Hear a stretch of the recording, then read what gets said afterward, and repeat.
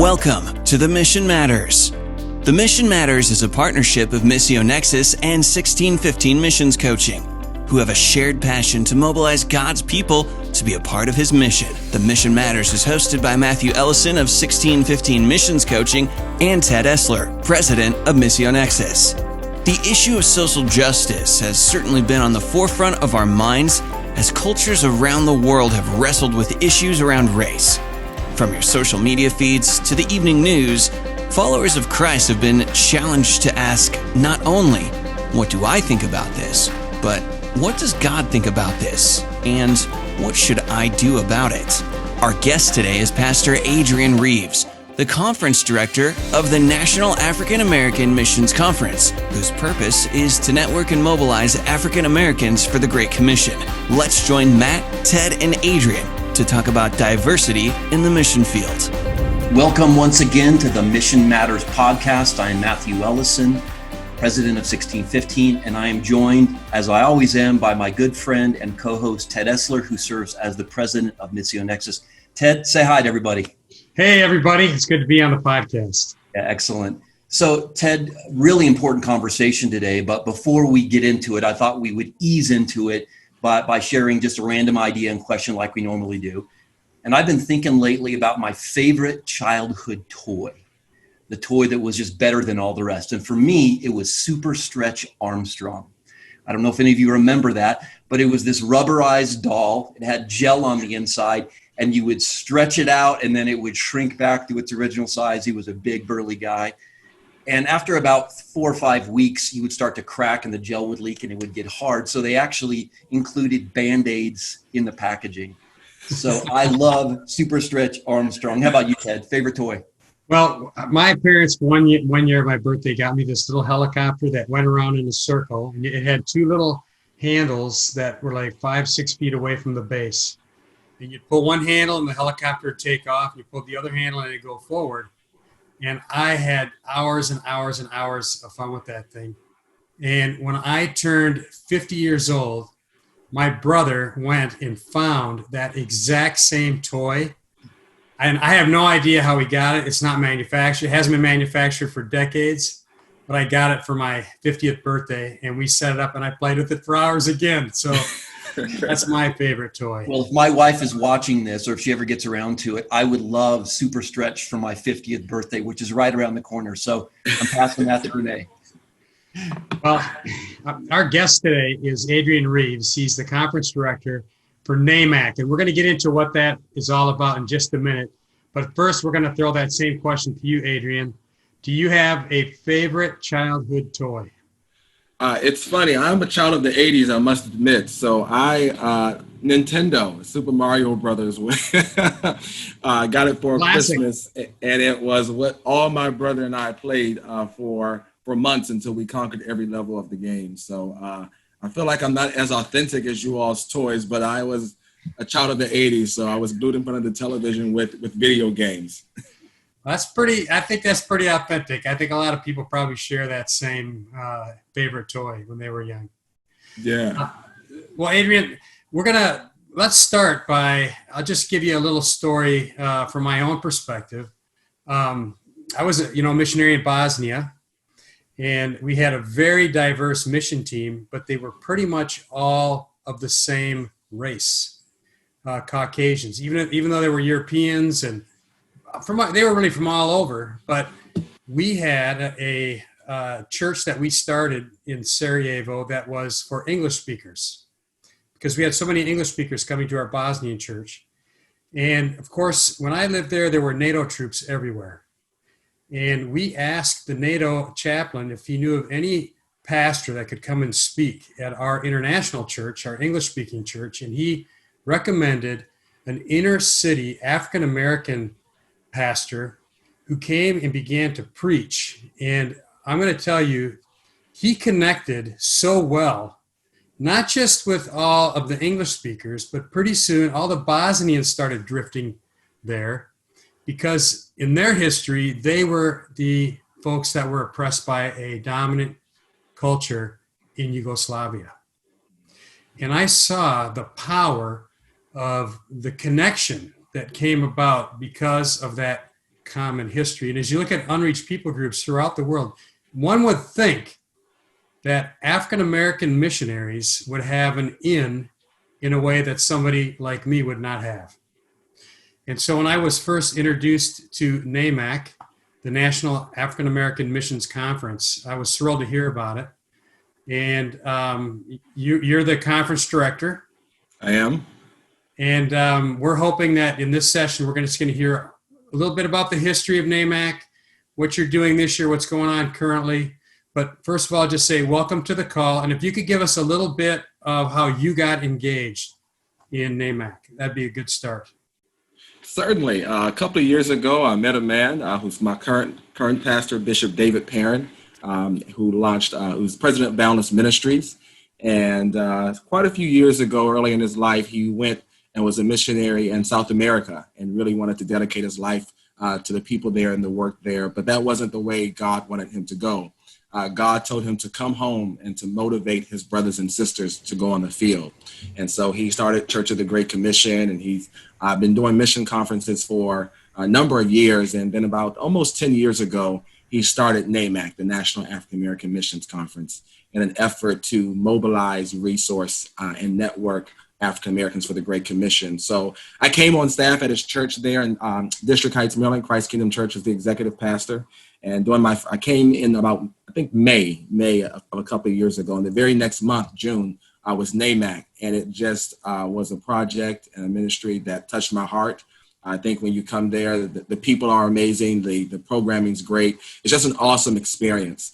And the missions bug even grew bigger in me. And so I was connected through there. And so he trusted me with the work, and we have been building partnerships and sending missionaries and ever since. So I really appreciate you guys making time to sit down and talk with us today. So Adrian, I know the passion of your heart and the passion of NAMAC is to mobilize African Americans to the frontiers, to the unreached people groups of the world.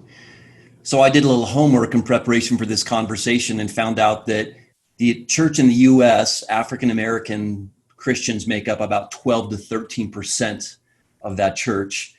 And yet they're only 1% or less than 1% of American missionaries represented overseas.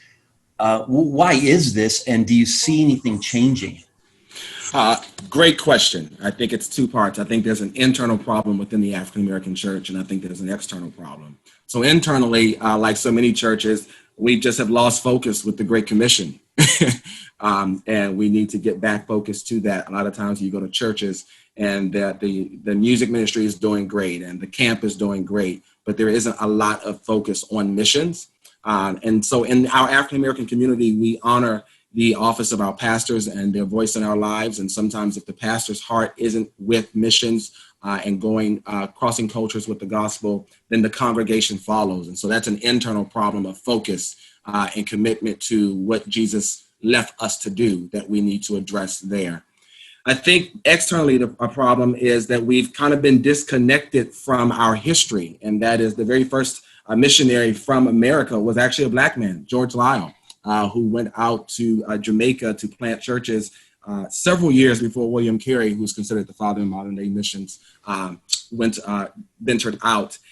I think also because of the effects of slavery and Reconstruction, African Americans' travel outside of the country was restricted, and so they weren't granted passports or the rights to travel outside of the country, and the inability to connect with the proper resources. There were so many issues that we were trying to face and build ourselves as a people after the abolishment of slavery, that missions became this home effort. Work within your neighborhood, your local community, and with kind of the lost in the nations were forgotten. So it's a twofold problem. There's a realignment that needs to happen internally within our organizations and churches, but there also needs to be a greater understanding with our white brothers and sisters as to how we as a people ended up in this place because of the effects of oppression. Mm-hmm. So one of the conversations that's going on nationally, of course, is, the systematic nature of racism. I got a lot of exposure to the missions community. There's tradition, there's history, there's all sorts of things going on. They're trying to set aside the political question. Yeah. What are some of the I would say, kind of big picture systems things that are out there that you think repress African American involvement? And I appreciate the fact that you talked about the internal issues, but it's got to be bigger than that, in my view. Yeah. What would be some of the things you see kind of in the missions industry that are harming African American recruitment and mobilization and mission? I think a lack of true understanding of what diversity is, right? So I think sometimes if we think we've got one Black person on the board, oh, we've checked off our box, right? And so we've got to really unpack what diversity and inclusion means. I think we're dancing around with the word, but no one really gets it. You said it earlier, and I appreciate what you said, that you're a pretty diverse team in Bosnia. And so we've got to first understand that diversity includes diversity of experience, diversity of thought, and then cultural diversity is a part of that. And I'm not sure that all organizations have embraced cultural diversity. And when you embrace diversity, you're not trying to assimilate someone into your culture, but you're really celebrating theirs. And so there's a difference between I always say, go where you're celebrated, not where you're tolerated. And so if we're going to truly embrace diversity, then we celebrate and we honor difference. I think also the lack of courage to talk about things that need to be talked about. So for me, courage is saying the things that need to be said. So I really appreciate you and Matthew allowing this platform and opening it up. But I think there's not true harmony within the body of Christ when it comes to racial healing. Love the verse that you spoke of, Matthew, in terms of brotherhood. I think brotherhood is the kingdom stronghold that needs to replace racism, but we're not always practicing it. Sunday morning is still the most segregated hour in this country. Blacks don't go to white churches. Whites don't come to Black churches in large numbers. There are great models out there in terms of multi-ethnic congregations, but a lot of this is the simple idea of fellowship. Let's get to know each other. You have a men's ministry. I have a men's ministry. Let our men fellowship together, And so if we want to be one people, we have to practice that. I think also, Ted, there is sometimes, if I'm honest, an ignoring of issues from our white brothers, that white supremacy is just a Black excuse, or it doesn't really exist, systematic racism. Even the idea of unreached versus the lost. In the Black community, we have a huge concern for the lost. I'm not sure that we define the unreached the way our white brothers and sisters do. Just because a church is in your area, it doesn't necessarily mean you have access to this. Carl Ellis speaks of it. If I'm a Black man growing up in the era of Reconstruction and the only church in my area is ran by the KKK, do I really have access to the gospel? And so a lot of our even definitions in the missions community need to be challenged and reconsidered. And that requires everyone being at the table. And if everyone at the table looks like you, then you don't have everyone that belongs there. There's some seats missing. One of the things that comes up often in this conversation is the fundraising paradigm of personal support raising. I got a thought about it, but I want to hear what you say about it first. You think that's a reason why we see so few? I think it's a huge reason why. I think African-American churches, even the ones that have the will to go, maybe don't understand how to equip themselves, how to get started with a missions ministry or getting connected to efforts in the nations. So we need organizations, we need agencies to come in and help us with that. I have two thoughts about the fundraising support. I love what Andrew Scott is kind of introducing to the missions community. What's very common in the African-American church is doing ministry bivocationally. Our pastors work and they pastor. And that's been a strength, I believe, in our community, that we can do both. I think it's a strength that we need to keep because it keeps us connected to the marketplace. And it gives our pastors and our ministers and elders access to people who maybe don't show up on Sunday morning. So I think that actually is a strength of ours. What I love about what Andrew and OM is introducing with Scatter is, hey, you may be a doctor, you may be a teacher, you may be an actor, you may be a dance coordinator, but it may not be God's will that you stay in America and do that. Go take that vocation and go to Bosnia and go to China and go to Japan. And I think that works in an African-American paradigm. We just need to, or the African-American context, we just need to connect the dots there and help them understand that that is an option. I think missions as a whole needs to be preaching that and pushing that model a little bit more. The current model for support raising, I don't believe is sustainable. And we're going to eventually get to a point where missionaries are going to have to come home because of lack of support. And that's a sad thing, but we need a different thought about this process. There are huge communities of wealth within white organizations that Black churches simply don't have. And so that's something that we can talk about, but if we're going to be switching the model, we need to be teaching towards bivocational ministry, which I think is a healthy paradigm. And I think it's actually more healthier than the support raising paradigm. Okay. So Jeff Lewis talks about reaching the nations, the unreached, requires the mass mobilization of God's people. Yes. Every age, every stage, every contribution. So I love the idea of communicating to entrepreneurs, business professionals, marketplace folks, and saying, hey, how about living your life out in the context of a UPG? So I'm with you on that. But what I'm hearing is you don't think the model of a local church identifying apostles, small a, sent out ones, gifted by the Spirit, called by God to cross the culture in an African-American church, you don't think that there is sustainability with that model of the church coming behind, financing those people and getting them to the field? Great question. I do think that we have an issue in our missions community and church context, and that sometimes agencies have almost replaced the role of the church, and we need to reverse that. Churches do need to be sending missionaries.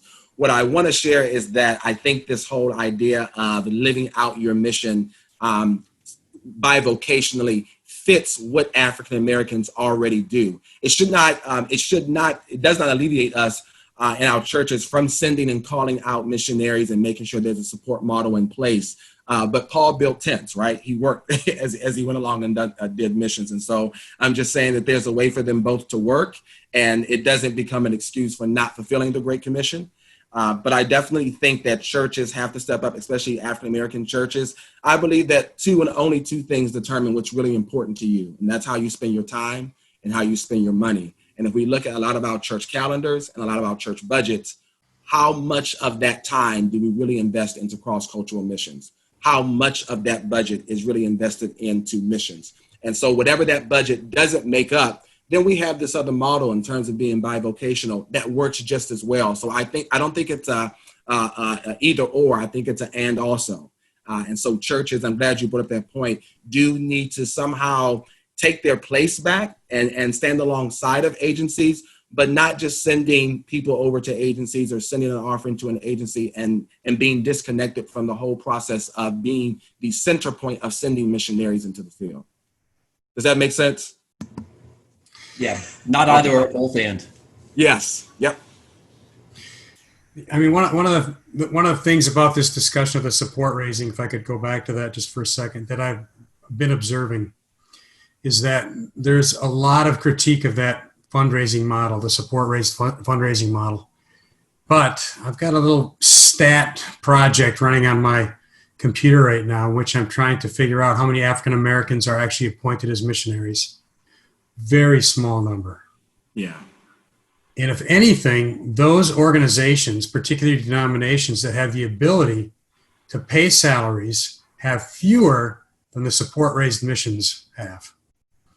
Well, that tells me, there's other things at work here. Also, I would just think that, where your money is, where your treasure is, that's where your heart is. And perhaps there is a giving component of this where, so many African-American churches have so many immediate pressing problems right around them that to ask them to give globally is a stretch. But maybe they would find out that there's a great blessing in giving globally, even if it's just, a small amount. But anyway. I got to jump in here just for a second. I've been working with churches for about 20 years, mobilizing local churches, helping them to develop vision. And I find that churches, the things they love, as Ted mentioned, the things they value, they build the structures and, the systems to make those things happen. The things you love, that you find a way to take action for them. And I think that's true. I think if there was individuals raised up in any church context, and, the church really was passionate about the unreached, I think there's a great opportunity for people to step up. I just have to put that out there. Yeah, I think people do what they want to do. I live by that code. People do what they want to do. There is a not knowing component. Sometimes in the African-American context, if your pastor defines missions as going to the local shelter on Thanksgiving and giving out turkeys, then you think you're on mission. So a lot of times there's a knowledge gap that has to be filled in, and we have to get back to what is missions, right? And get back to the core that it is cross-cultural. One of the things that we're really embracing at NAMAC this year is our theme is Missions Reimagined, from here to everywhere. A lot of Black churches, they do well locally. They do well in their neighborhoods. And you asked me earlier, Matthew, have I been seeing an uptick in changes? And the answer is yes. Yes, we are seeing more and more churches and pastors go on short-term discovery trips, being a part of planting churches internationally. It is happening, right? I think that 1%, when that was recorded, didn't take into account everything that is going on. And so we are even within NAMAC working with our own R&D efforts to make sure that we're capturing a lot of things that 1% didn't capture. I think the number is still low, but it's more than what we actually think it is. And there is an awakening almost that's happening in the Black church through efforts like NAMAC and partnerships, Ambassadors Fellowship, Sowing Seeds of Joy, so many organizations that are starting to help the Black church understand her power, understand the uniqueness that she has in global missions. And so we are seeing an uptick there. But I think part of it is getting back to understanding the difference between missions, outreach, and evangelism. There's a huge knowledge gap on that. And Jesus says, go ye into all the world, right? So he wants neighborhoods saved and he wants nations saved.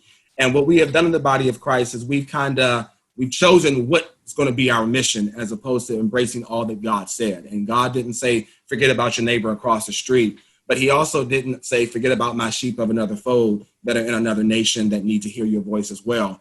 What we've got to do in the African-American context is really wake pastors up to the global church, the global call, and say, hey, take what you're doing in your neighborhood and just embrace the full mission of God. And take that, go, just like you're reaching the neighborhood that you're in, go reach neighborhoods in Russia, go reach neighborhoods in Czechoslovakia, go reach neighborhoods in Europe. So it's a whole concept of neighborhoods and nation, and not thinking one is more important than the other. God cares about both, and we need to be doing both. Adrian, give us a little bit of an idea how it's going with, I know you guys are promoting NAMAC right now, and are you getting many signups? How are you seeing things unfold here? It's your first virtual effort, I assume.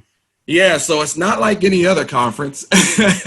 I want to say that I think NAMAC is unique in two ways, and that is, number one, we don't just have a conference for adults, we have a conference for youth and children as well. So when you come to NAMAC, and there's not babysitting, they learn about the 1040 window, they learn how to, the characteristics of a missionary, what it means to be mission-minded. So we start as young as 4.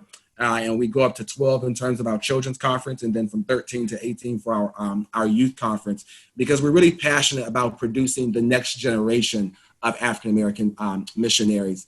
The adult conference is designed in such a way that no matter what your missions experience or exposure is, there's something there for you. So we have growth tracks when it comes to workshops. So we have a beginner's track that starts with what is the difference between missions, evangelism, and outreach. We go to an intermediate track from there. We deal with things like spiritual warfare.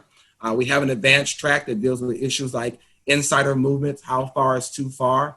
And we also have an all-inclusive track, which are topics geared toward anyone, no matter their level of missions experience. A lot of times, so an example of that would be, how do I prepare my family? A lot of times you feel the call, but your family doesn't. They don't want you going over there in those dangerous parts of the world. So it's very comprehensive in that regard. We have some conference power talks designed for this year's virtual experience. So people can go to thenamac.org, or they can go to namacevents.org, and they can sign up for the conference. So far, the last time I checked this morning, we have about 759 people registered. Awesome. So we are, and that's adults. I think there's 48 children and 57 youth. So, and they have their own schedule, so you can go check the schedule out, check out the different growth tracks there are. We're extremely excited. We would love to be at McLean, as we are every June in person, but that we're all living in a different reality now. But I'm happy to see that the NAMAC team is a wonderful team that we work with. And when we were faced with this challenge, we said, no, let's keep going forward. How do we get the technology? How do we bring things together and continue to mobilize our people and continue to empower the Black church to do what she is uniquely designed to do? You know, it strikes me, Adrian, as you talk about the conference content, the modules, the classes, all these things. These are the very same things that we need to be mobilized. You know, there's great confusion in the church at large about outreach, missions, evangelism, all these things you said. And I think, you know, hearing again, the content, the rich content that you guys are providing, it's always getting back to the basics, isn't it? It's always going back to the foundation of God's word and who he is, and unpacking this grand narrative that this is the greatest movement in history, and it's for all believers of all colors, all ethnic groups. So I'm encouraged. I think anyone would come into that conference and receive great benefit and inspiration. So let me get practical here. Sure. What are some ways that our viewers might come alongside African-American pastors and churches to work towards mobilizing together, doing this together, more African-American people into God's mission, whether that's goers or senders? Can you give some practical steps of what that could look like? Yes, I think number one, it's partnering cross-culturally within your community, right? No matter where you are, there are white churches here in Maryland. There are Hispanic churches here in Maryland. So pastors and leadership teams, right? A lot of times you have a pastor who has a heart. He's got this leadership team that just doesn't share the same heart. And it's because they need to be, their eyes need to be open. And so I think really partnering in the context with where you are. If you're not getting along in Maryland, what makes you think you're going to get out in the field and get along with people, right? So, and if you don't find that in your immediate local area, you live in a state, right? So look at, in Texas, how do you partner with other people? Building state coalitions and networks with other churches. I think the church has to get back to being the church.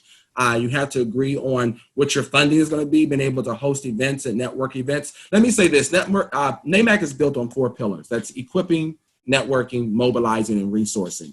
And we want to encourage churches to do the same. Number one, let's equip people with the gospel of Jesus Christ and the things that they need to be effective cross-culturally. I think one of the first rules is first do no harm, making sure you're equipped with the right information. And we do that through the workshops. You want to network. You want to get to know a Ted. You want to get to know a Matthew. You want to make time to have conversations. I tend to believe that 99% of problems can be solved with the conversation. So for instance, we hosted an event yesterday called the Table of Brotherhood to kind of deal with race relations within the body of Christ. And we need to continue that conversation. We need to continue fellowshipping with one another. We need to support one another's events and not care about whose name is on the banner, as long as Christ is being lifted up. So, we equip, we network, but we also resource. I mentioned earlier there were 2 unique things about NAMAC, and that is we also give out mission awards. So when you give toward the NAMAC fund, you are directly giving toward mobilizing African-American missionaries into the field for short-term and long-term trips. I know there's some great debate about short-term trips, but I believe in them. I think they're strong. I think they're a great door opener for a lot of different reasons. We need to host discovery trips for pastors who say, okay, I'll give it a try. I don't know what this looks like, but I need a guide. I need someone to guide me. And we need to be hosting resources and trips for first-time pastors and leadership teams. Their leadership team needs to be a part of the process. And I just think that we need to continue to make resources like Missio Nexus and 1615 available to churches, reaching out. We need to reach out even within the church context and have conversations, get clarity on what missions is. And just really get to know one another. The early church, they fellowship with one another every day, and we've lost the art of fellowshipping. And so discipleship begins with relationship. And if we don't build relationship with one another, then there's going to be a problem. So, if your women's ministry is having something, invite our women. If your teens are having a camp, invite our teens. So I think it's really just opening the door and consistently saying, we're here, we want to be a neighbor. And talking, understanding the need, not going into communities and assuming what their need is, not being fooled by the outward appearance, that there's a heart and a soul there that needs to be ministered to. So I just think a lot of it is a lack of relationship, a lack of fellowship, and a lack of conversation, and we need to be majoring on those things. I think, obviously this is a very complex issue. It's very nuanced. There's a whole lot of stuff. There's a whole lot of history. But I love your answer because it's not rocket science. No. It's meet someone, have a conversation, go to dinner, invite them to an event. It really all begins with the simplest of steps. And I hope listeners and viewers hear that. It's It's not rocket science. There's a lot of noise going on out there. Just take a step forward. Yeah, and can I also say, when you're reaching out to Black churches, reminding them of their rich history in missions. So many of them didn't know it. I didn't know it before I came to NAMAC, that there's this huge history of African Americans going to the nations that we got disconnected from through oppression, through trying to rebuild our communities after Reconstruction, because we've been so weighted down, as Ted mentioned earlier, with so many of the immediate needs, right? But there's a plan. Jesus isn't coming back until everyone is heard.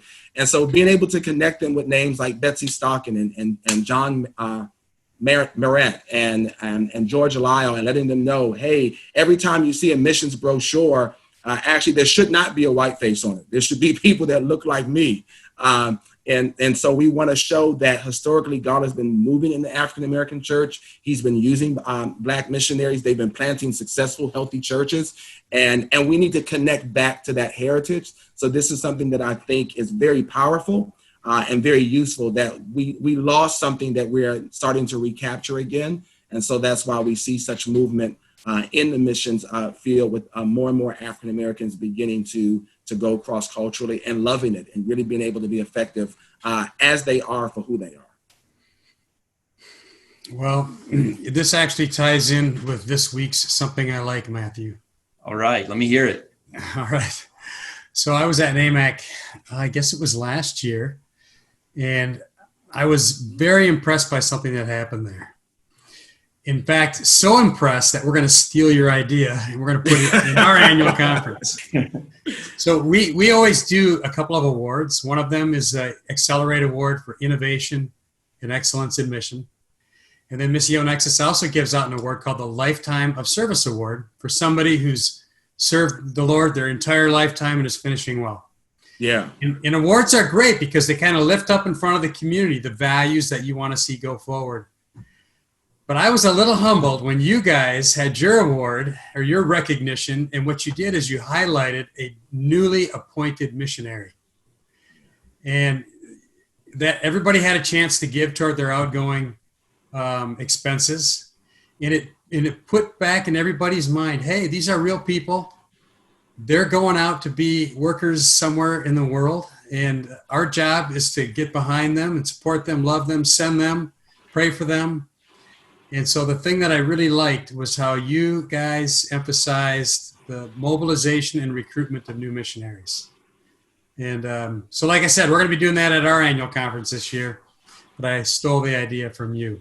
Well, we're happy that you did that. And I also want to share one of the things that mobilization is our biggest value at NAMAC. And so the last day of the conference is dedicated to actually, well, we don't call them workshops, we call them action shops.